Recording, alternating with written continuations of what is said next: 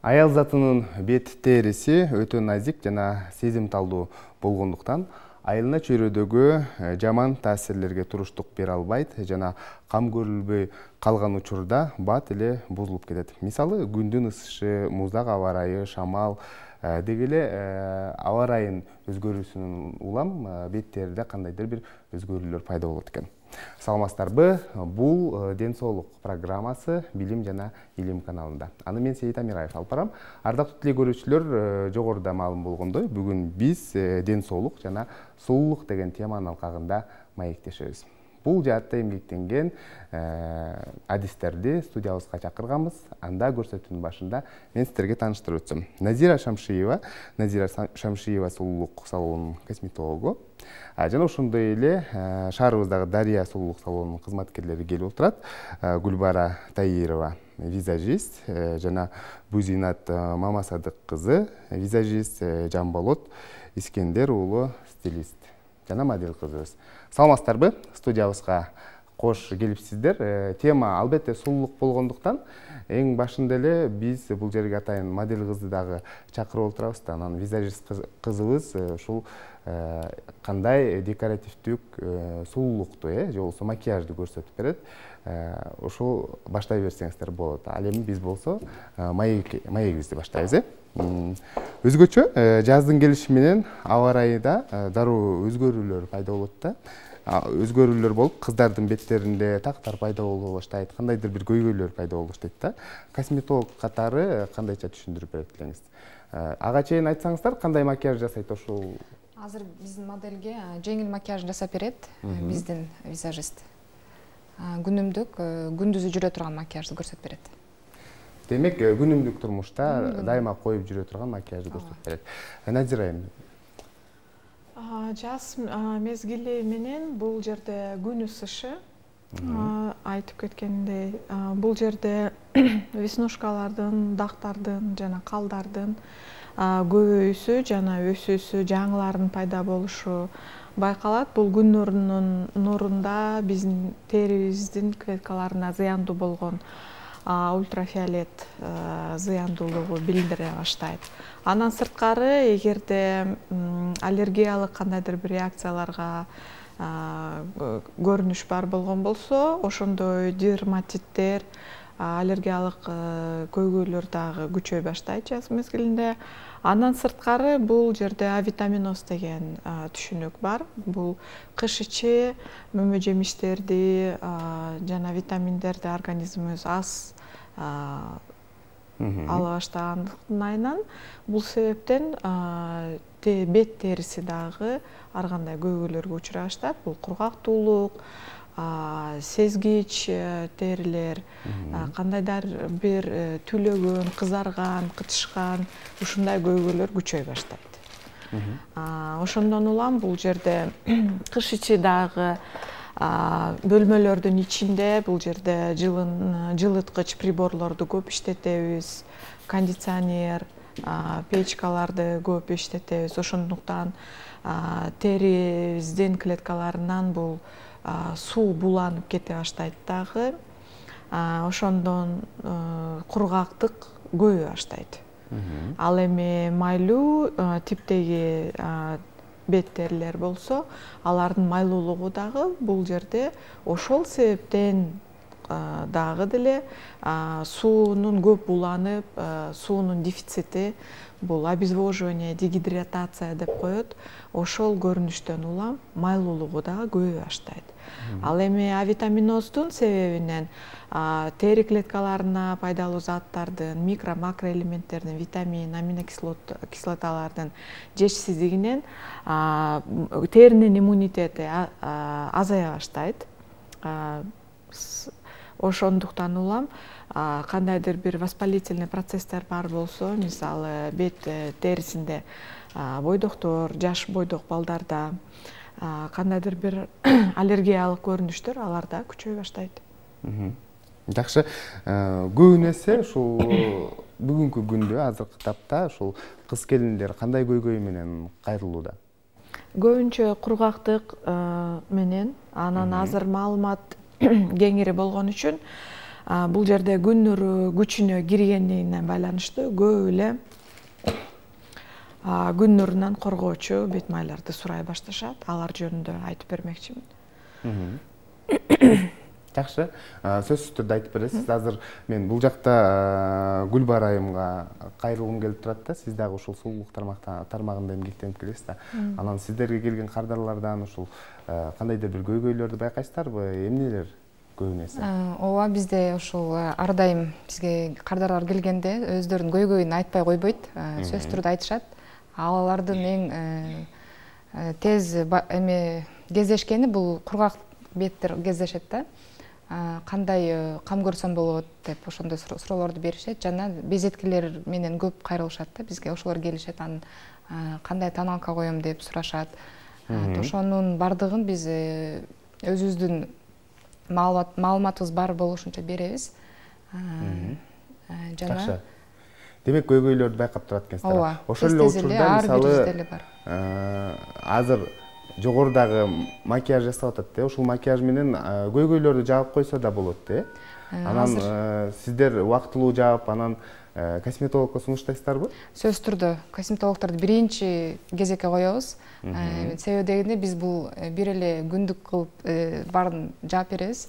Тем более бул эми макияжды биз жасаганда сөзсүз түрдө аны кечки убактысы келгенде уже өчүрүш керек болот.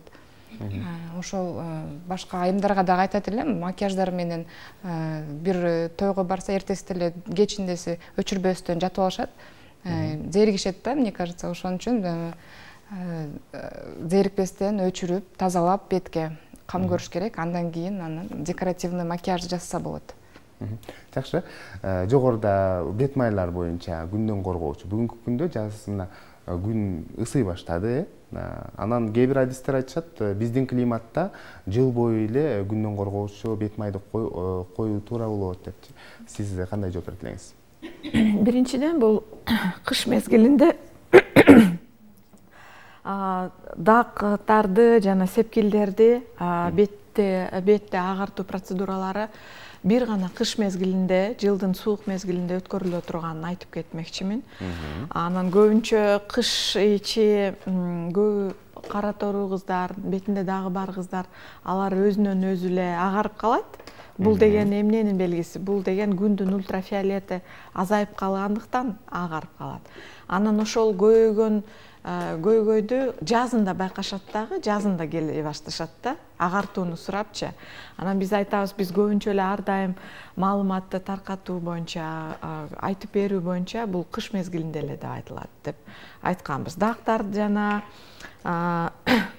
беттин мисалы кара тору беттер, сепкилдер чыгып кеткен болсо, сепкилдерди толугу менен кетирүүнү умтулган кыздарга айтып кетмекчи сөзүм бар. Сепкилдер толугу менен кетпейт кыздар. Бул тубаса, бул генетикалык маалымат, ал сиздердин ДНКңызда, хромосомада жазылган. Ошондуктан эгерде үй бүлөсүндө ата-энесинде сепкили бар болгон болсо, ал кыз эч качан апапакай болбойт.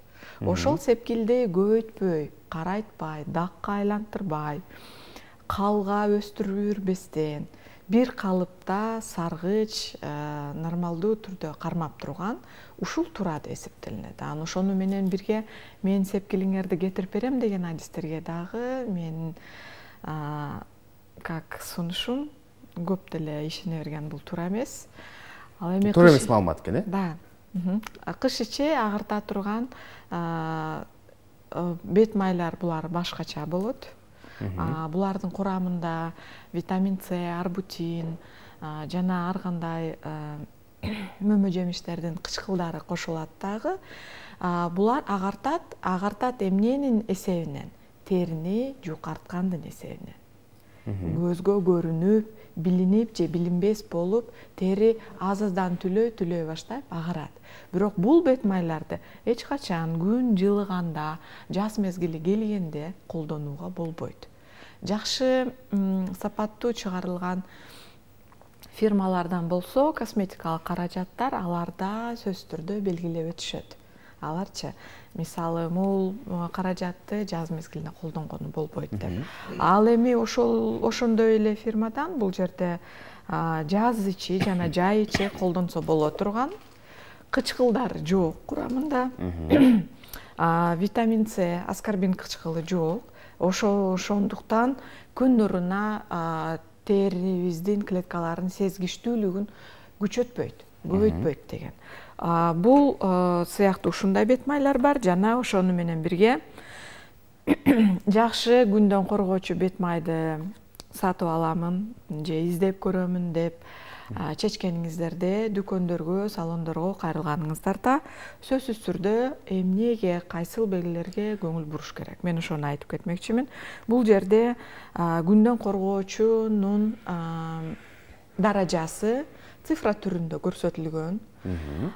Биз эми түштүк мезгилинде, түштүк жергесинде жашаган үчүн жай жана жаз мезгилине максималдуу көрүнүштөр бул жерде 50+. Bundan жогору да сунушталган косметикалык каражаттар бар. Ал эми күн нуру бул күн нуру өзү 3 түргө бөлүнөт. Бир түрү бизге чейин жетпейт. UFA деген түрү жана UFB. Ошол нурдун эки түрү эң зыяндуу биз үчүн. Беттин терисин карайткан, сепкилдерди, дактарды түшүргөн жана тырыштарга беттин терисинде кызыл тамырчалардын көрүнүп калганына дагы себепкер болгон зыяндуу күн нурунан коргоочу UFA жана UFB ошондой белгилер болуш керек. Ошондой белгилер сөзсүз түрдө болуш керек.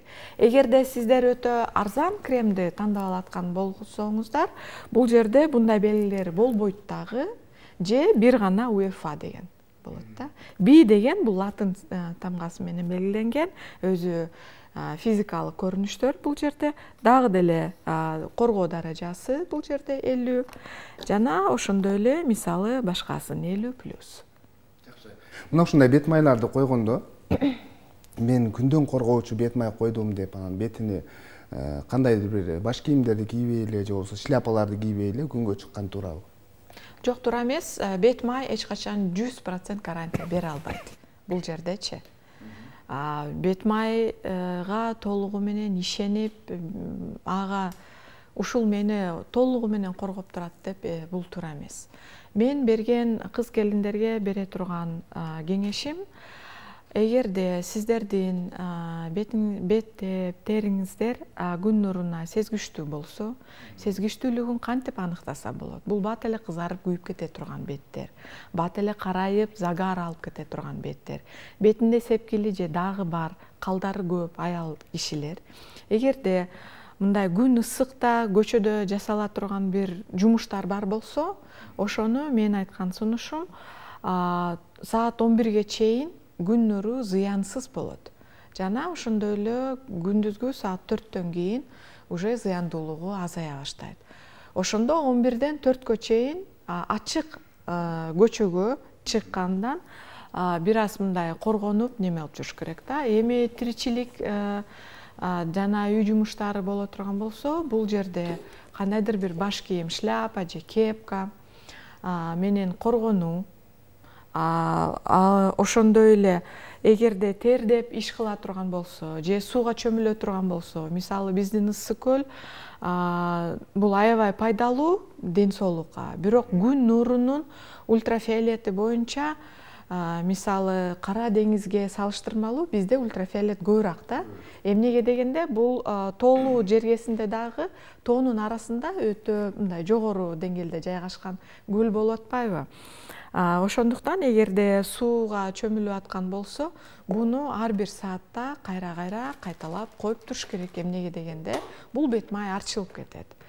Кара күн нурунан коргоочу, көздү коргоочу кара көз айнектерди тагынууну мен гана эмес, бул уже хирургтар да, офтальмологдор дагы айткан, биздин региондо сапаттуу полароид защитасы бар көз айнексиз жок, чыкканга болбойт турганын, качан эле башка докторлор жактан уже тастыкталган, далилденген. Неге дегенде биздин регион катаракта, глаукома боюнча өтө жогорку процентте. Жакшы кеңештерди айтып өттүңүз.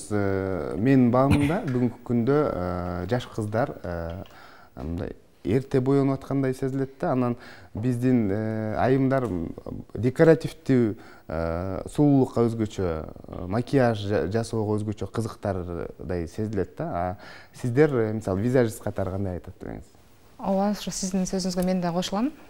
Себеп дегенде бизге ушул салондук сулуулануу, декоративный сулуулануу деген бизге кеңири тарап баштады. Ошондуктан азыр жаш кыздар 9-класстан баштап боенуп башташат. Ошолор биринчи косметологко барбастан визажисттерге келишет да. Ошо сиз Назиреже айткандай эле сепкилдерин кандайдыр бир убакытка жаап берүүнү суранышып, кара тору болсо бир аз агартып, ушундай эмелер менен келишет бизге. Биздин колубуздан келишинче жаап беребиз. Бул убактылуу гана да, бирок ошондуктан биринчи косметологко барууну сунуштайм мен ар бир айымга. Аны биз декору жок эле сулуу татынакай болуп жүрсө болот да негизичи. Көпчүлүк айымдардын мындай бир көйгөйү өздөрүнүн кандай бет экенин билбейт да. Майлуу бетпи же кургак бетпи, ошону толук аныктап алышпайт да өздөрү. Ошондуктан да жана тоналдык кремди дагы туура эмес тандап алышат.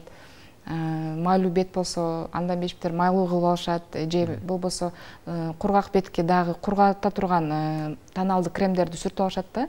Мен ошондуктан айтам да, обязательно эме косметологторго барсаңыздар, сиздер туура өзүңүздөрдүн кожаңыздарды билип аласыздар депчи, кандай түрүнө кирет. Ошого жараша биз тандап алабыз да. Мындай бул дегеним бетибизге туура тандасак, ошондо бизге зыяны азыраак болот да, косметиканы туура тандасак.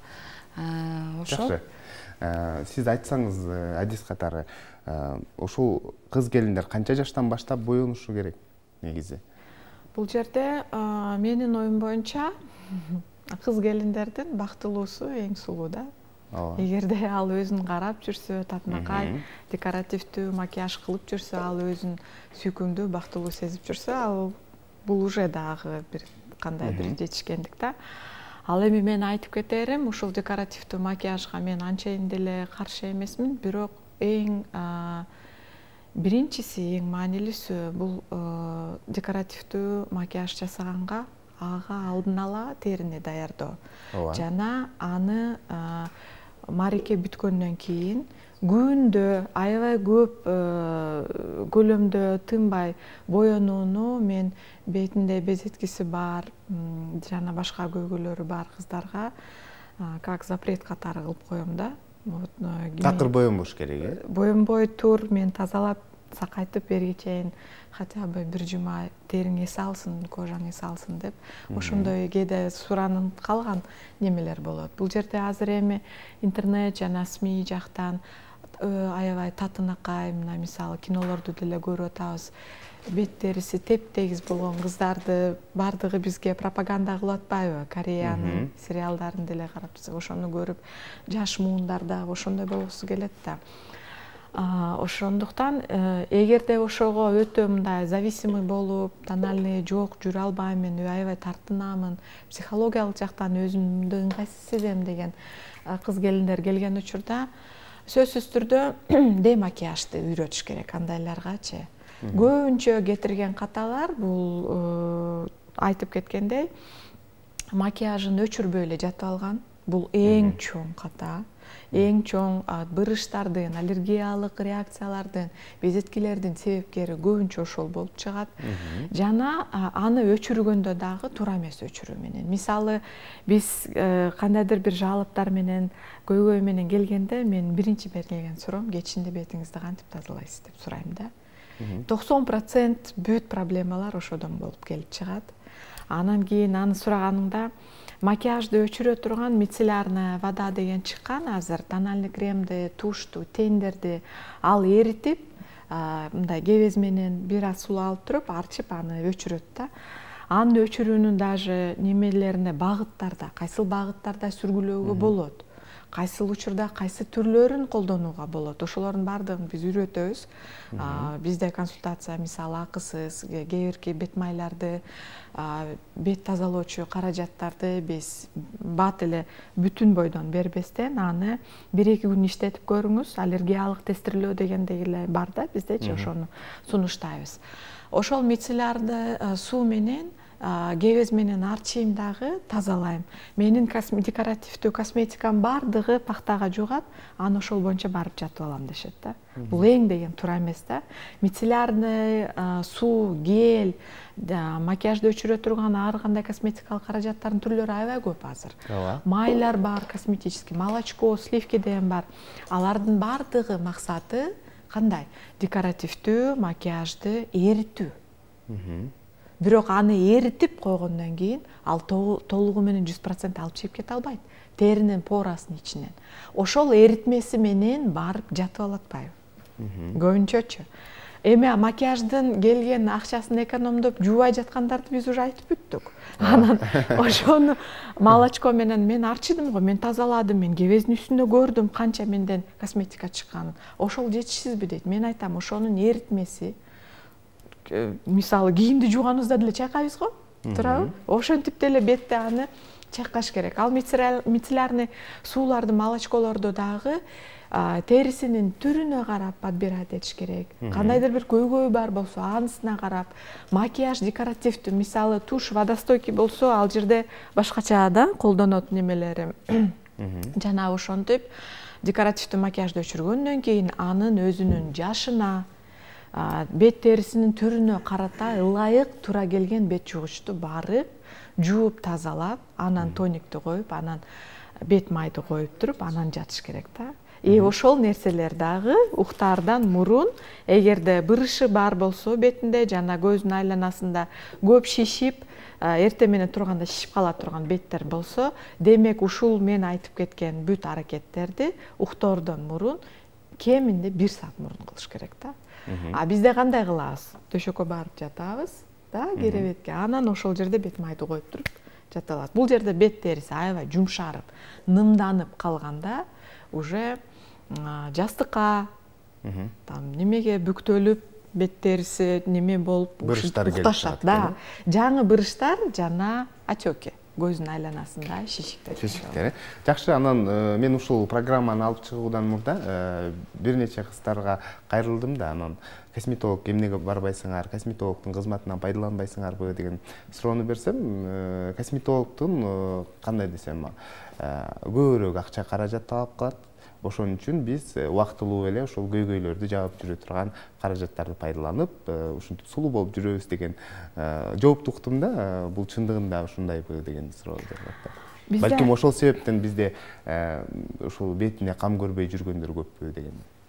Финансылык каражаттан карап көргөндөчү, ошол көйгөйдү алдын ала барып, адиске бир аз көрүнүп, 1-2 процедура алып койгон 10 эсе, 100 эсе арзаныраак түшөт. Чем ошол дак менен безеткилер көбөйүп, тыртыкка чейин айланып кеткенде, анан аны капельница менен, кандайдыр бир уколдорду кошумча дагы дарылоо менен анчейин деле кымбат болуп калат. Ошондой эле мисалы жашы жеткен аялдарды карап көрсөк, бырыштарын азыр акчам жок, бул кымбат, ал кымбат дегени менен бизде эми бул жаңы өрчүп келаткан нерсе болуп атпайбы? Бул көрүнүшчү.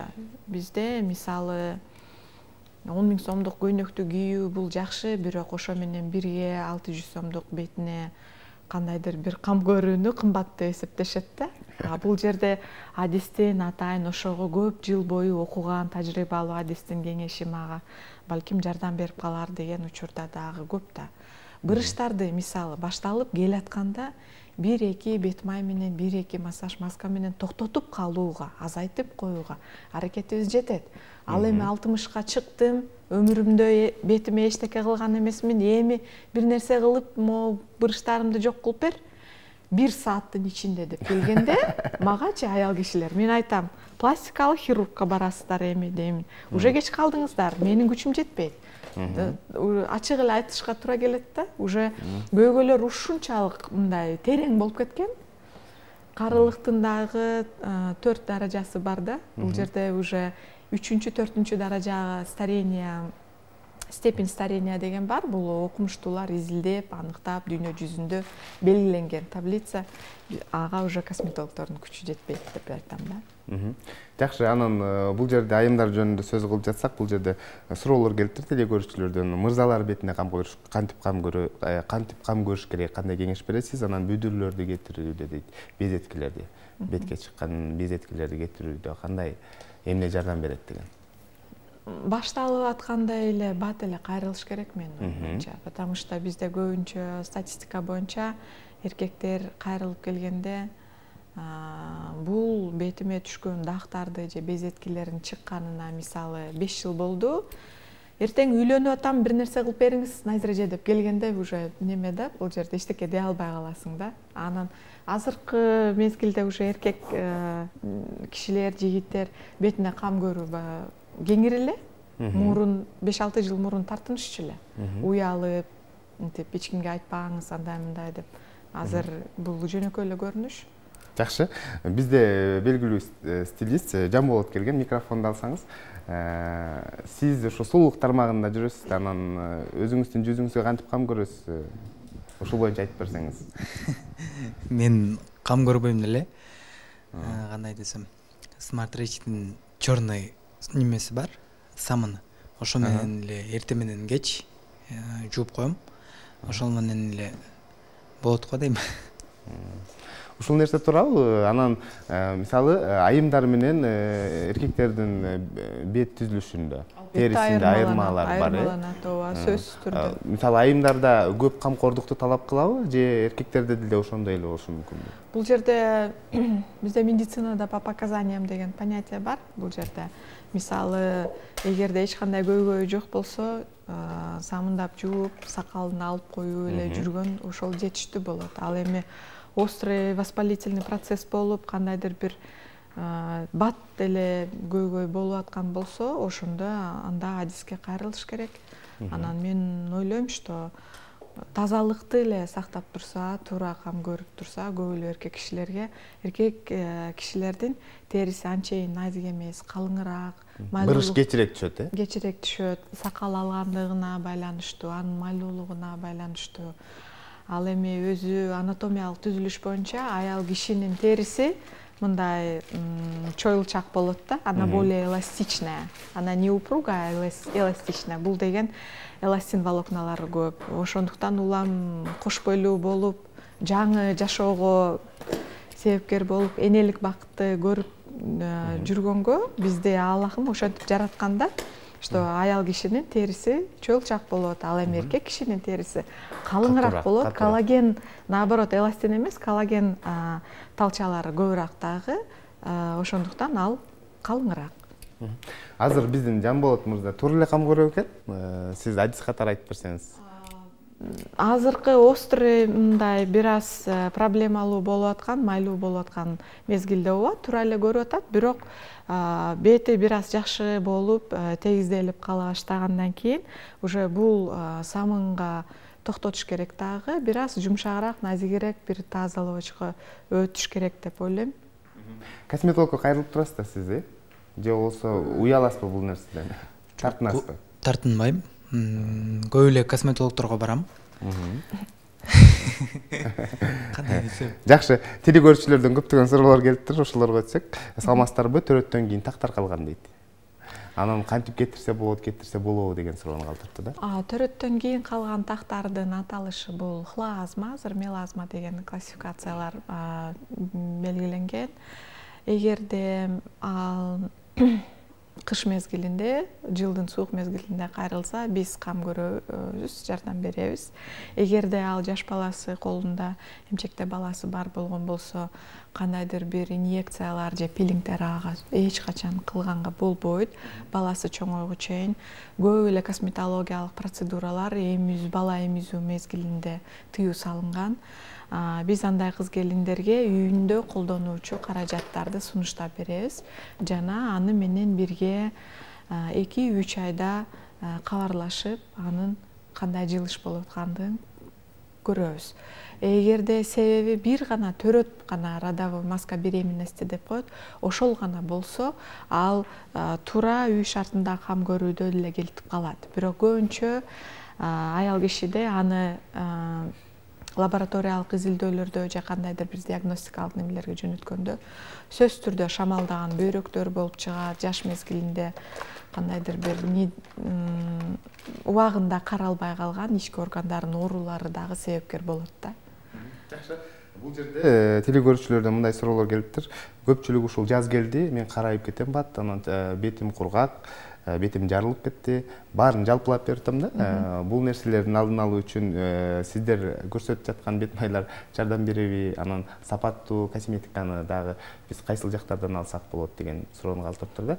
Мен билгенден жогоруда сиз айттыңыз, ушул бет майды, бетин түзүлүшүнү аныктап туруп, анан бет майды кайсыл фирма болбосун, бет майды туура тандаш керек деп айттыңыз. Сөзсүз түрдө бет терисинин түрүнү аныкталыш керек.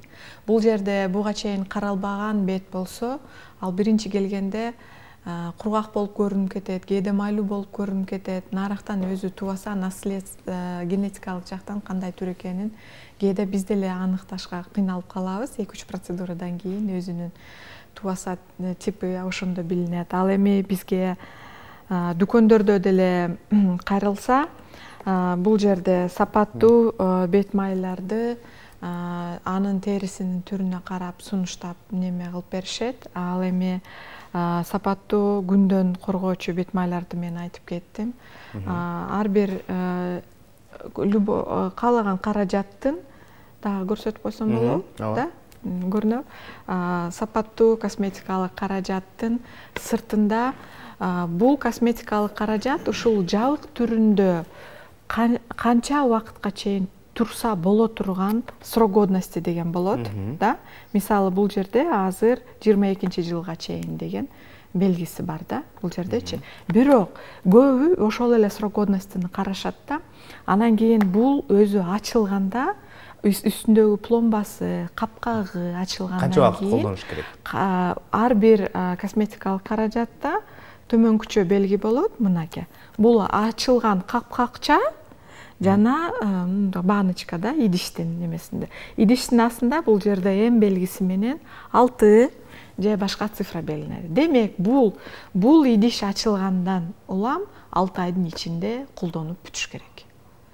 Бул деген бунун канчалык ушул колдонуу мөөнөтү кыска болсо, бул деген химикалык каражаттар азыраак кошулгандыгынын белгиси. Мисалы, башка фирманы ала турган болсок, бул жерде көрүнөбү? Азыр мынакей. Бул жерде 6 ай, 6М деген жаз. Ал эми азыр могу жерде 24М. Демек, бул кремди ачылгандан баштап 2 жыл бою колдонууга болот деген нерсе. Мүмкүн, Мүмкүн. Буну ойлонуп көргөндө косметикалык каражаттын курамына бул крем, бет май бузулбай, ичине микробдор түшкөндө айныбай, май менен суу болуп бөлүнбөй кармалып тура турган консерванттар жана эмульгаторлор деген химикалык каражаттар көп кошулган. Косметикалык каражатта ошондой болот. И көбүнчө срок годности, срок использования деген түшүнүгү аябай кыска болгон нерселер, бул өтө сапаттуу жана кымбат. Жакшы. Кийинки суроо Гүлбара айым сизге келиптир. Ушул таанылдуу бет майларды кантип тандоо керек, ушул боюнча айтып берсеңиздер. Анан салон шартында башка болуш керек, анан күнүмдүк турмушта колдоно турган дагы башка болушу мүмкүн. Ооба, туура эле, ошондой эле болот. Негизи Назира эже айткандай эле беттин туура түзүлүшүн тандалышыбыз керек. Эгерде бетиңиз майлуу болсо, аны бир аз кургатуучу таналдуу крем колдонобуз. Эгерде кургак болсо, анда биз бир аз нымдоочу составында ошондой эме барын колдонобуз да, таналдуу кремди. Негизи ушундан өтө чоң эле глобалдуу эле проблема деп эсептейм да. Баарыбыз эле көп эле кыздар бизге ушундай туура эмес тандап алып келишет да, таналдуу креминчи. Себеп дегенде өздөрүнүн беттеринин түзүлүшүн билбейт. Ошон үчүн мен сөзсүз түрдө косметологко барып, өзүңүздөрдүн тип лица билип, анан кийин тандооңорду суранат элем. жана дагы бизде массалык түрдө сатылган могу базарларда көп эле оригинал косметиканы сата бербейт. Ошондуктан мындай бизде азыр дүкөндөргө кайрылган жакшы. Кеңири эле уже ачылып калды. Бизде ушундай жакшы оригинал косметикаларды ушул жактан таап алышса болот да. Эң негизгиси ошо бетти туура тандалыш керек. Жакшы. Үй шартында натуралдуу азыктар менен кантип кам көрөбүз деген сөзсүз түрдө сиз келген сайын берилет да, көрүүчүлөрдөн ушул суроого жооп беришиңиз керек. Биринчиден натуралдуу маскаларды жасоодо мурун мен аларга кайра башка суроо бергим келет. Канчалык сапаттуу, канчалык экологиялык, органикалык тамакты ойлоп атабыз азыр, жана анын баягы эле бизде жаңы бир нерсени колдонбостон ушул ачып бузулуп кетип аткан нерсени убал болбосун деп анан бетине сүртө коюшат да. Азыркы жумурткаларынын сапатына мисалы мен дагы башка суроо бергим келет да. Эгерде бул чындап эле домашний яйца жумуртка болуп анан курамында баягы 10 жыл мурун витамин D, кальций, фосфорлор бар болгон болсо мен каршы эмесмин. Кылса болот. Анан сөзсүз түрдө бул нерсенин дагы жол жобосун билиш керек, Жол жобосун билип, анан кээ бир ушул адистерден угуп калам да, эгерде агартуучу ушундай каражаттарды, натуралдуу азыктарды колдонгондон кийин эртеси күнү сөзсүз түрдө күндөн коргоочу бет майды колдонуңуз деген ушундай кеңешти уккандым да. Маскаларды, мисалы петрушка менен же лимон менен жасаган маскаларды, алардын курамында кислота бар. Ошол булар ошондой масканы жасаган кыз келин ал түшүнүш керек, что ал үй шартында өз алдынча өзүнө кислотный пилинг жасап атат. Бул процедуранын побочный явлениялары, осложнениялары дагы аябай көп, башка көйгөйдү дагы неме болуп калышы мүмкүн да бул жерде. Жакшы. Биздин бул жакта визажистибиз бүтүп калыптыр, күнүмдүк турмушта ушундай макияж менен жүрсө болот. Бул боюнча эмне дейт элеңиз, Назира айым? Мисалы, кыздарыбыз чындыгында ушундай сулуулукка аябай кызыктар, айрыкча ушул жаңы өсүп келаткан өспүрүм кыздарда, анан ушинтип жүргөндөн кийин сөзсүз түрдө кам көрүп туруш зарыл. Анан канча убакытта бир өчүрүш керек, ушул боюнча айтып өтсөңүз. Албетте, сөзсүз бул жерде мындай өтө көп кабат болбоду да, катмар болбоду, аябай жеңил дневной макияж болду. Ушундай эле болуп жүргөн менин оюм боюнча аябай татынакай болуп калды. Анан бул тональный кремдер дагы өзүнчө бир коргоочу функциясы бар да, күн нурунан булар деле коргойт, нымдандыруучу, булардын курамында деле витаминдер кошулган, бирок сапаттууларында да. Мен билишим боюнча визажисттер ар дайым сапаттуу декоративдүү косметиканы колдонушат, жана белгилүү маркалардан алышат. Ал эми бул жерде өзүбүз билип билбей анан тональный кремдин астына нымдандыруучу бет майларды койбостон, кургак эле бетти жууп салып эле үстүнөн эле тональныйды коюп алган учурлар көп болот да. Бул кездешет. Пораларга эмне коебуз деп эле кирип кетет да. Билген нерсени коюп. Ошондой эле мисалы көздүн айланасына декоративдүү койгон немелерди, мисалы кирпик боечу туштардын ачылгандан баштап анын срогу 3 ай эле. Ошол нерсеге көңүл буруш керек. Жакшы, бүгүнкү чыгарылышыбызда биз жазында бетке кантип кам көрүү керек жана ошондой эле макияж менен кантип жүрүү керек, же болбосо декоративдүү косметикаларды кантип тандоо керек деген теманын алкагында маектешип, теле көрүүчүлөргө жакшы маалыматтарды айтып өттүңүздөр. Ардактуу теле көрүүчүлөр, бүгүн бизде конокто Назира Шамшиева, косметолог, жана ошондой эле Дария сулуулук салонунун кызматкерлери болду. Сиздерге рахмат айтабыз. Сөзсүз түрдө кийин дагы ушул сулуулук темасына кайрылабыз. Келип бересиздер да? Ишиңиздерде ийгиликтер болсун. Ушун менен Ден соолук программасы өз соңуна келип жетти. Аны мен Сейит Амираев алып бардым. Кайрадан эфир аркылуу амандашканча сак саламатта туруңуздар.